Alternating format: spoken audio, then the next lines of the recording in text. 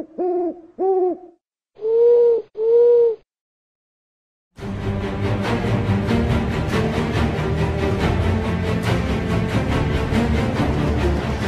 αυτοκράτορας ήταν νεκρός.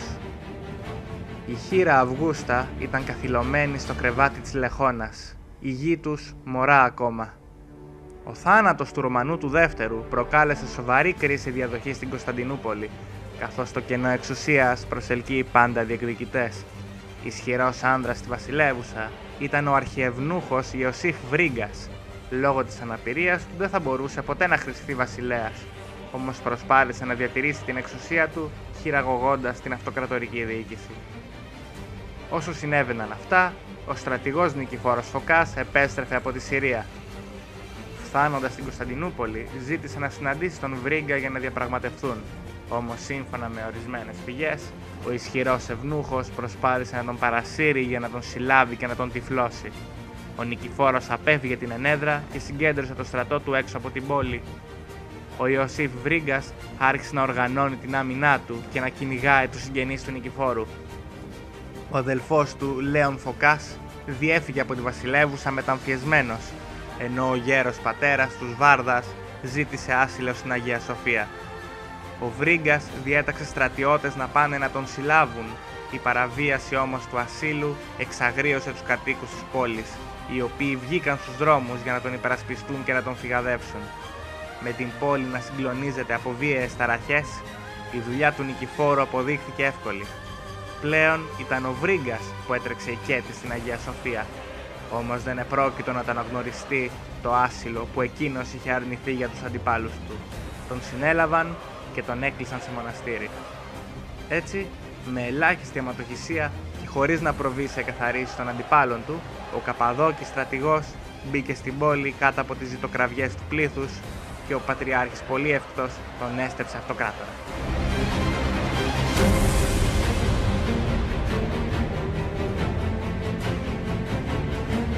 Δεν θα βασίλευε μόνος όμως ο Νικηφόρος. Υπήρχε στο σκηνικό η αυτοκράτηρα Θεοφανό και οι δύο μικροί γη της, ο Βασίλειος που θα μείνει στην ιστορία ως Βουλγαροκτόνος και ο Κωνσταντίνος.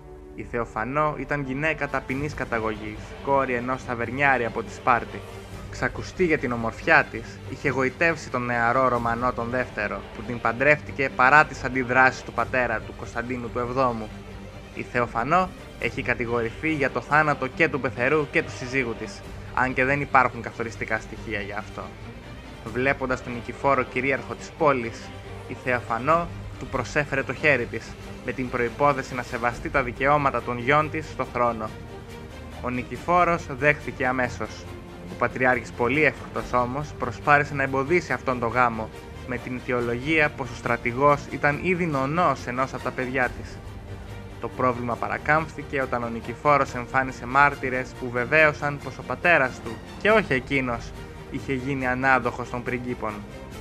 Ο γάμος του Νικηφόρου και της Θεοφανούς, παρότι έχει περιβληθεί από αρκετές ρομαντικές ιστορίες, έμεινε κατά πάσα πιθανότητα λευκός.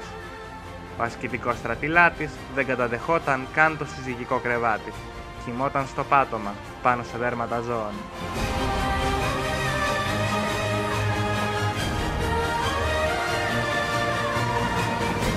Υπήρξε όμως άλλος ένας που αντέδρασε στη στέψη του Νικηφόρου.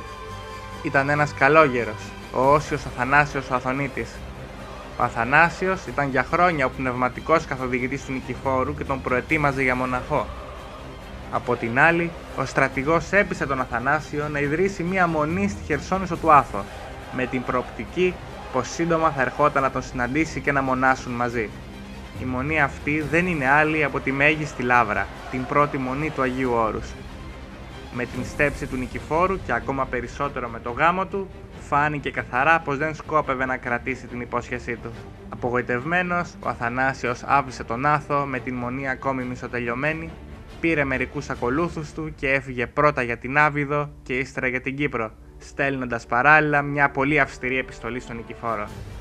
Ο αυτοκράτορας πικράθηκε από την αντίδραση του Αγίου και έστειλε απεσταλμένους να ψάξουν να τον βρουν. Πληροφορούμενος ο Αθανάσιος πως η μοναστική του κοινότητα στον Άθο βρισκόταν σε άσχημη κατάσταση και ότι ο μαθητής του τον αναζητούσε, αποφάσισε να επιστρέψει. Αθανάσιος και Νικηφόρος συναντήθηκαν σε κλίμα συγκίνησης και συμφιλιώθηκαν.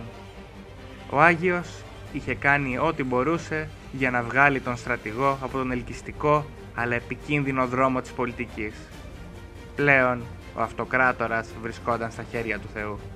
Το έτος είναι 963 και η βασιλεία του Νικηφόρου Φωκά μόλις αρχίζει.